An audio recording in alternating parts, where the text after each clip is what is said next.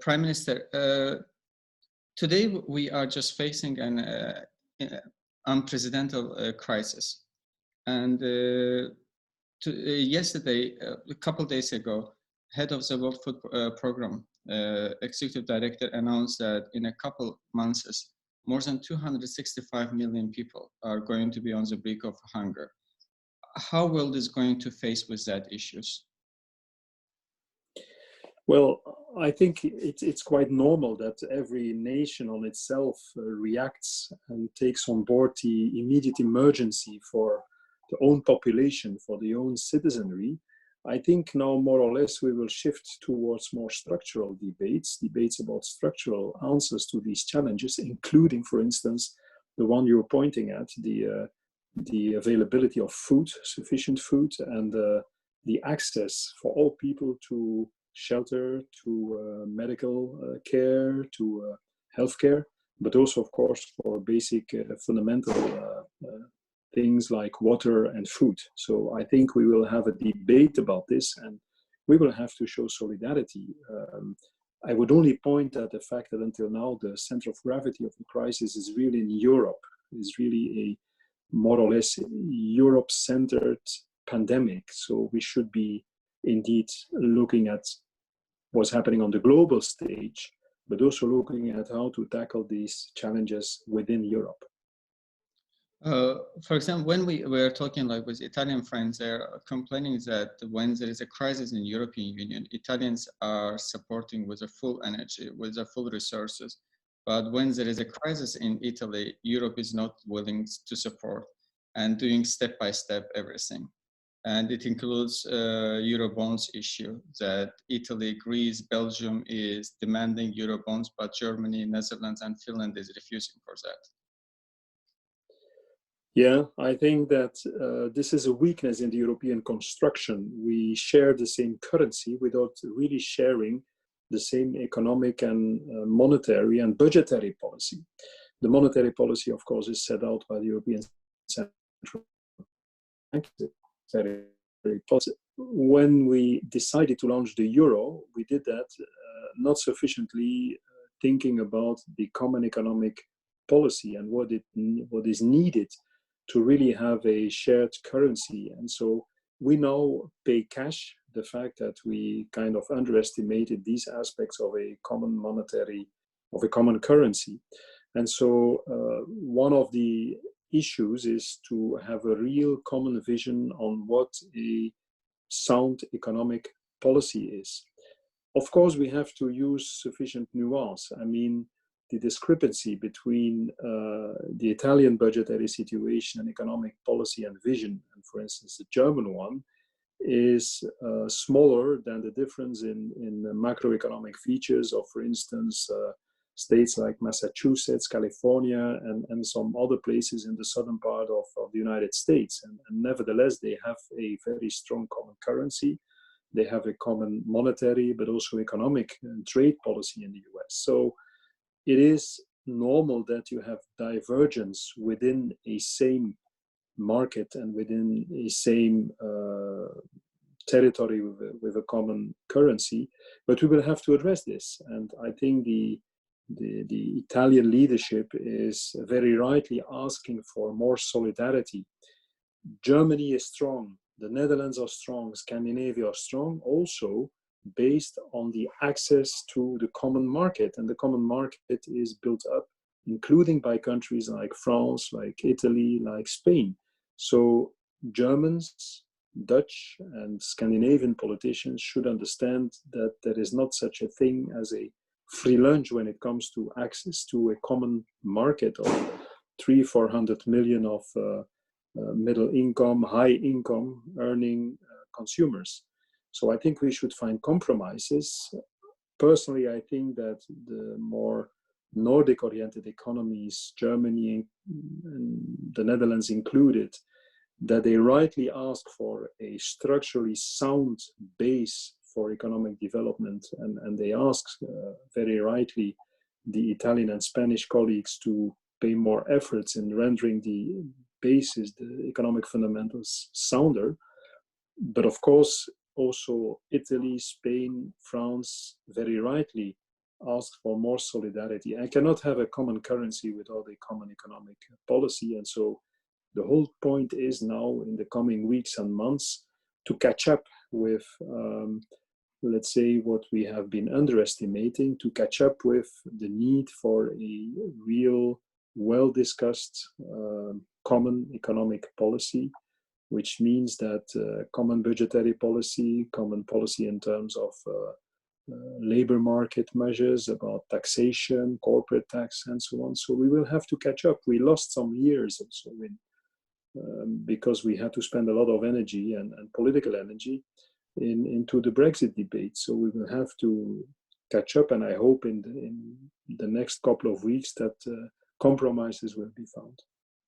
And today, George Papandreou, former Prime Minister of Greece, he made he gave an interview and saying that, look, when you look to the strong European countries and when you look to Greece, which just left from the crisis and with most elderly population, but we have less coronavirus, COVID situation, and we have a less population who passed away. And he was criticizing European Union that they are not properly supporting each other countries. There is no real solidarity. Yeah, I think we should avoid to enter into a kind of blame game. So we need each other, and we just as strong as we are strong to the extent that we show that solidarity and we show understanding for the specific situation in different countries. I think it's fair to say, for instance, that Germany fares much better than France. Nevertheless, we will need Germany, we will need France to find solutions. I think if it comes to Greece and other countries, I think that we should not underestimate what Germany, what France, what some other big countries means in terms of GDP and in terms of economic power. So we need, in terms also of financial resources, we need solidarity, and we need also understanding for the situation in different member states. It's fair to say indeed that Greece has less casualties, has less victims of the coronavirus than some other countries like mine, even Belgium, which is in size comparable to Greece. But there are obvious reasons for that. I mean, Greece is also a country with lots of islands, with lots of parts that are more isolated, with less interaction, less mobility, less connections. And there are also coincidences like the fact that there have been people traveling to Italy for the ski season, then came back to countries like France, like Switzerland, like Austria.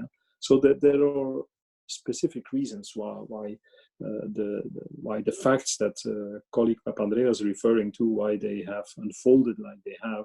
So to summarize, I think it is unproductive to have a kind of blame game.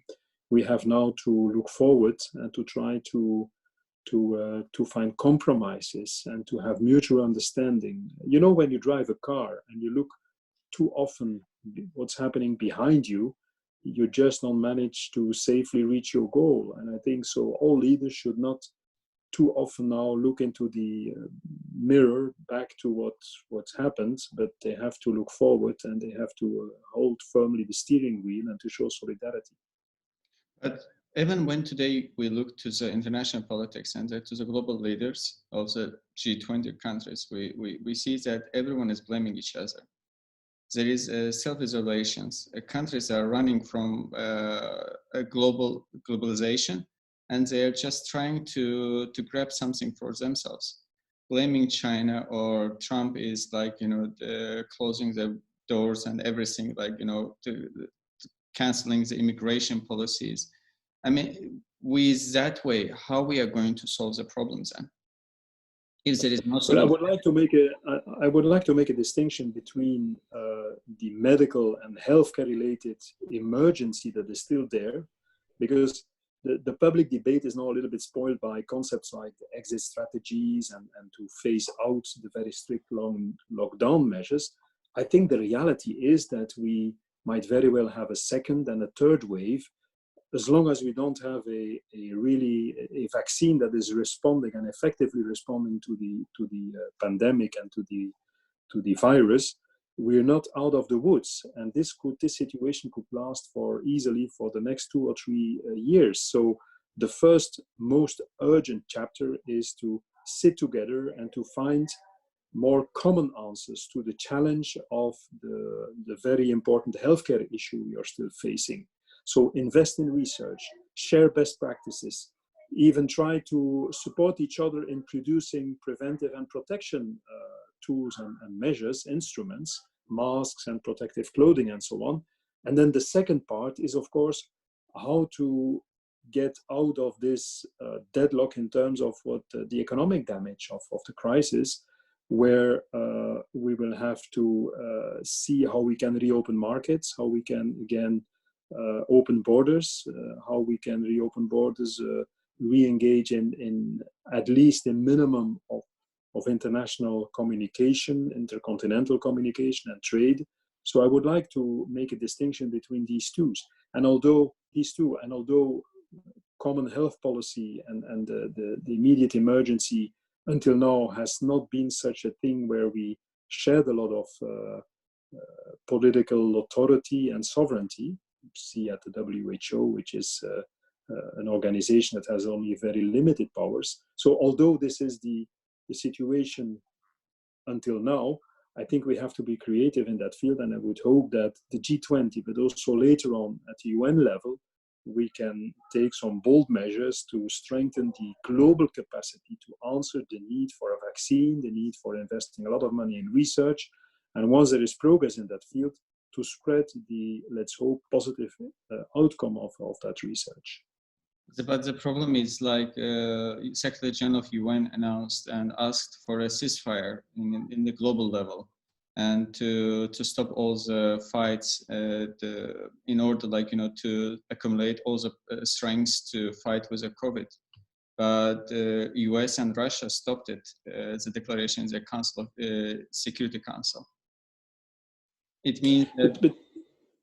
Yeah, but I learned that unfortunately, politics, be it national, be it local, but also be it global, it's not so much a matter of finding ideal solutions and to solve once for all and forever problems. It's more about managing problems the best way possible. And so this COVID-19 crisis won't bring us a lasting peace in every corner of the globe. Unfortunately, the reality is different. So it's not because an appeal by Gutierrez to have a ceasefire, it's not because this ceasefire is not reached in a total way that we don't have to continue to appeal for that and to try to put all the efforts possible on the table to reach the best result.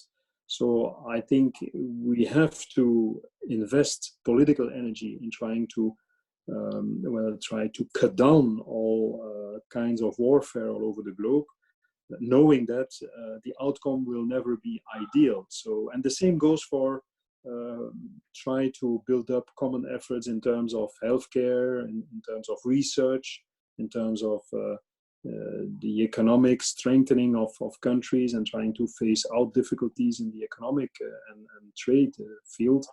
You will never reach ideal solutions, but that shouldn't withhold us from continuing to pay efforts in that direction. And the last question is how you see the world going to look like after this COVID-19 pandemic? I think the issue of rapidly spreading pandemics and risks, systemic risks, is there to stay. We had a warning shot in the monetary and financial field and budgetary field in the crises in the late 19s, the first years of the 21st century, then the 2008, 2010 financial crisis. We now have this pandemic. I think we should be prepared to see this happening again. We still have the nuclear risk and danger of nuclear warfare. We have the climate issues. So I think the world will, let's hope, prepare itself in a more concrete way to address rapidly globally spreading risks and events to answer these kinds of challenges. So a build-up of a response, effective, efficient response to this rapid spread of risk is really key. And I think this will happen. I think the international community will understand that there will be sufficient political will to build up this response capacity that we need. And so in some domains, I think there will be a kind of political ceasefire. I think that hopefully in the next couple of decades, we will build up sufficient political will at the level of the G20, and let's hope also in UN, but I think G20 could be more effective and more rapid. We will build up a capacity to put aside some issues that are really of common interest, like, for instance, the climate change issue, the way to tackle pandemics, the no nuclear warfare issue, the no chemical warfare issue. I think that in international politics, we will manage step by step to build up a consensus that these things that are really vital in the real literal sense of the word, that are real vital to have any human development. I think that we will manage at the global stage to have this common, this consensus that in these 6-7 domains, like climate change, like tackling pandemics, like avoiding nuclear warfare, like avoiding chemical warfare and so on, that we will manage to build a consensus and to build a set of tools that, including international justice, global justice, that we will manage to set up and build up sufficient political will to build up these tools. And I think that there the G20 has an enormous responsibility, but I think there's also a window of opportunity by what's happening now to reach this. And let's hope that although daily life of all world citizens will have changed, and COVID-19 will surely impact the way we will live together in the next couple of decades, but let's hope that people will find new ways to interact, new ways to connect, to communicate with each other, with a more important part for ICT tools to be played, but still with sufficient connection, with sufficient real human encounters all over the globe. That's what I hope, at least. Thank you, Prime Minister, so much for your time. It was great. Thank you. Thank you. All the best. All the best. Thank you very much. Thank you.